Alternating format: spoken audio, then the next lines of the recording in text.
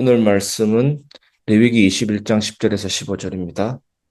자기의 형제 중 관유로 부음을 받고 위임되어 그 예복을 입은 대제사장은 그의 머리를 풀지 말며 그의 옷을 찢지 말며 어떤 시체에든지 가까이 하지 말지니 그의 부모로 말미암아서도 더러워지게 하지 말며 그 성소에서 나오지 말며 그 하나님의 성소를 속되게 하지 말라. 이는 하나님께서 성별하신 관유가 그 위에 있음이니라. 나는 여호와이니라. 그는 처녀를 데려다가 아내를 삼을지니 과부나 이혼당한 여자나 장녀짓을 하는 더러운 여인을 취하지 말고 자기 백성 중에서 처녀를 취하여 아내를 삼아 그의 자손이 그의 백성 중에서 속되게 하지 말지니 나는 그를 거룩하게 하는 여호와임이니라. 아멘. 오늘 말씀 제목은 거룩을 지켜내라라는 제목의 말씀입니다. 레위기의 주제가 뭔지 이제는 우리에게 깨달음이 옵니다. 거룩입니다. 결국에는 무엇을 하라 하지 마라 기준은 하나님의 거룩입니다. 우리의 삶의 거룩입니다. 성도 여러분, 본문은 대제사장에게 아주 엄격한 규례를 명령합니다. 부모 장례에도 가지 못하고 성소를 떠나지 못하며 결혼도 제한됩니다. 사람의 눈으로 보면 너무 냉정하고 답답해 보이는 것입니다. 그러나 하나님은 대제사장이 공동체 전체의 대표이기 때문에 그의 거룩이 무너지면 백성 전체의 거룩이 무너진다는 것을 아셨습니다. 오늘 이 말씀은 우리에게 똑같이 적용됩니다. 우리는 다 작은 제사장으로 교회와 가정과 공동체를 세우는 자들입니다. 특히 교회는 지난주 말씀드린 것처럼 앞으로도 나오겠지만 회사가 아닙니다. 우리 마음대로 하자 하는 곳이 아니죠. 하나님의 뜻과 계획이 이루어져야 됩니다. 교회는 그리스도의 몸이고 하나님의 집, 하나님의 밭이기 때문입니다. 교회에서 자기 실현을 이루려고 하면 분쟁과 분열로 이어지는 것이죠. 교회의 거룩이 깨지는 것이죠. 자기 고집을 내세우면 거룩이 깨지는 것입니다. 그래서 하나님은 지금도 너희는 거룩하라, 내가 거룩하니라 말씀하십니다. 첫 번째, 거룩은 타협 없는 구별입니다. 대제사장이 부모 장례에도 참여하지 못한다는 말씀은 인간적으로 너무 아픕니다. 그러나 하나님은 대제사장에게 너는 나를 더 사랑해야 한다 하신 것입니다. 여러분, 우리도 신앙생활 하다 보면 이런 갈등이 오죠. 주일 예배와 어떤 귀중한 내가 안 가면 안 되는 그런 모임이 겹칠 때, 예배와 사업상 중요한 약속이 겹칠 때 하나님을 선택하는 것이 얼마나 어려운지 모릅니다. 어떤 자매님이 계셨습니다. 남편은 교회 가는 걸 싫어했고 자꾸만 예배 좀 빠지라. 우리 부모님 생신이 더 중요하다라고 말했습니다. 그런데 그 자매님은 눈물 흘리며 여보, 내가 당신 부모님을 안 사랑하는 것이 아니라 그러나 주님이 먼저야 하고 예배를 지켰습니다. 처음엔 갈등이 심했지만 결국 남편도 변했습니다. 아내의 그 구별됨을 보고 네가 믿는 하나님이 진짜 하나님이구나 고백하게 된 것입니다.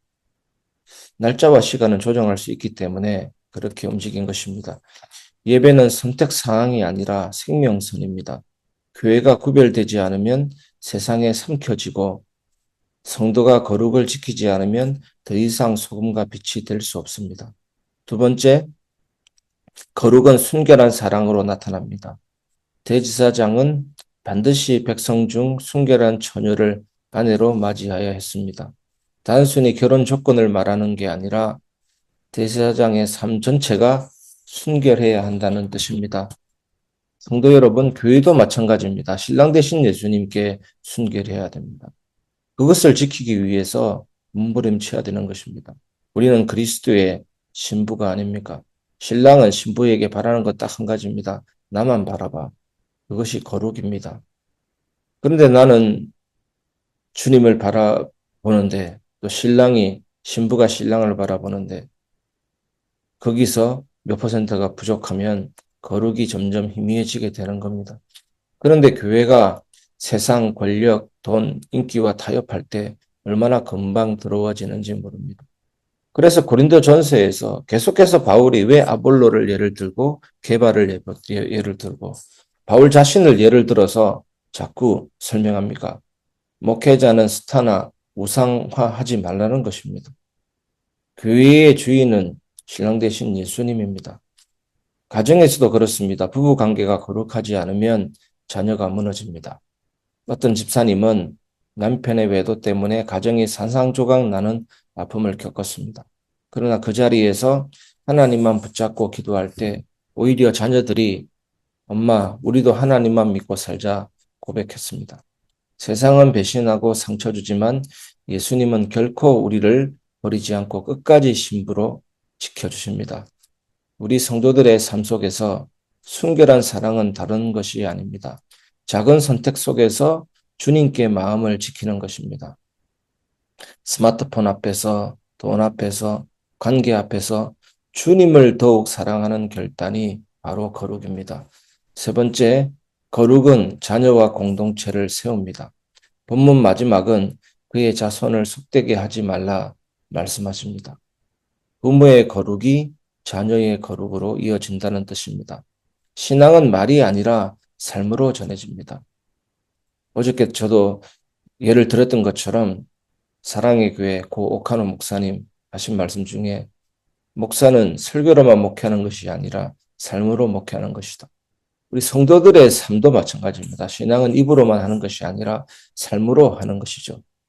어떤 가정은 예배를 소홀히 할 수도 있습니다. 그런데 세월이 흐르면 아이가 청소년 되었을 때 부모는 왜 교회를 안 가니 묻습니다.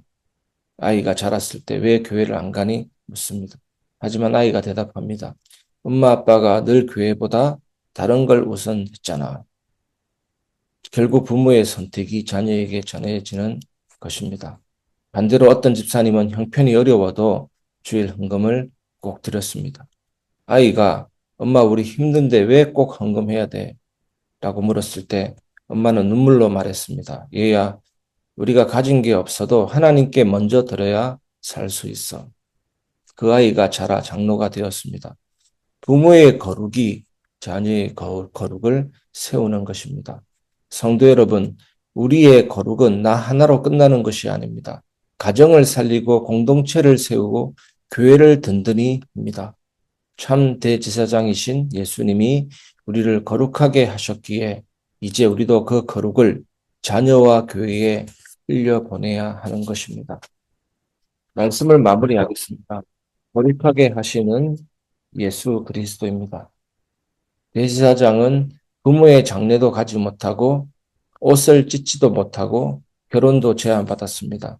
그러나 이 모든 규례는 그림자였습니다. 참 대제사장이신 예수님께서 이 모든 것을 완성하셨습니다. 옷을 찢지 말라 하셨지만 예수님은 무엇을 찢으셨습니까? 자기 몸을 찢어서 우리를 살리셨습니다.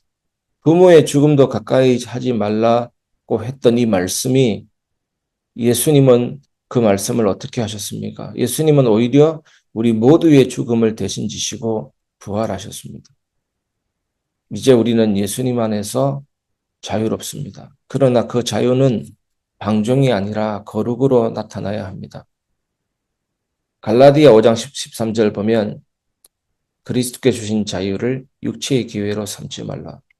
예수님께서 자유를 주셨다. 다 끝내셨다. 그것 가지고 방종으로 삼은 것입니다. 죄를 죄로 여기지 않는 것입니다. 계시록 2장 6절을 보면 이런 니골라당의 행위를 내가 미워한다. 예수님이 말씀하셨습니다. 그 자유는 방종이 아니라 거룩으로 나타나야 합니다. 교회는 세상과 구별되어야 하고 예배는 순결해야 하며 우리의 가정은 자녀에게 거룩을 전해 주어야 합니다. 사랑하는 성도 여러분, 혹시 어떤 문제로 눈물을 흘리십니까? 아니면 갈등 때문에 쓰러지셨습니까? 재정 문제로 원망하십니까? 기도가 답답하다고 느껴지십니까? 오늘 말씀은 대제사장이신 예수님께서 이미 여러분을 거룩하게 하셨다라고 선포하고 있습니다. 이제 주님을 바라보십시오. 주님만 의지하시기를 바랍니다. 성령의 기름 부으심이 여러분에게 임하실 때 결핍이 충만으로 바뀌고 실패가 회복으로 바뀌고 눈물이 기쁨으로 바뀝니다. 오늘도 예수 그리스도가 우리의 대제사장이십니다. 예수님의 거룩이 우리와 교회와 가정을 세우십니다. 이 은혜가 우리 모두에게 임하시기를 주 예수 그리스도 이름으로 축원합니다.